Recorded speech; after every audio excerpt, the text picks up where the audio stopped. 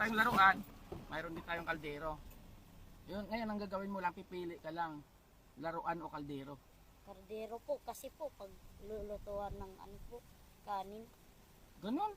Bakit itong laruan? Ang ganda-ganda ng laruan, oh. May robot, may pulis, may helicopter, may sasakyan na pandigma, oh. Hindi po, kasi hindi ko po ginagamit. Yung laruan? Opo. O ganun ba? So kaldero na lang. Opo. O sige, anong gagawin mo sa kaldero? Paglulutuan po. Sige Rexy, kunin mo tong kaldero. Salamat po. Sige, oh. Congrats ha. Opo. Tingnan mo muna, baka may laman yan. Salamat po. Salamat. Congrats Rexel, sa'yo yan. Regalo ko yan. Maraming salamat po. Ano, napakabait at napakasipag mo Rexel ha.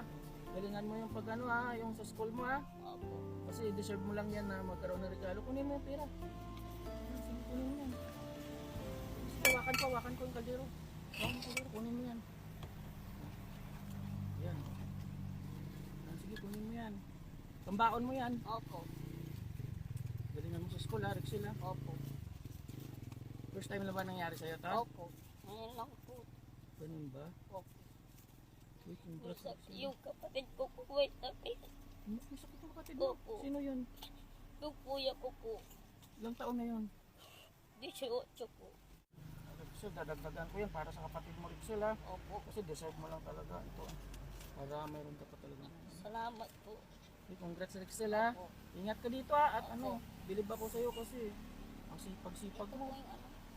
Hindi po. Ay. Hindi Rexel, sa'yo yan. Sa'yo yan kasi pinaili mo yung Salamat. kaldero at saka pero sa'yo na yan.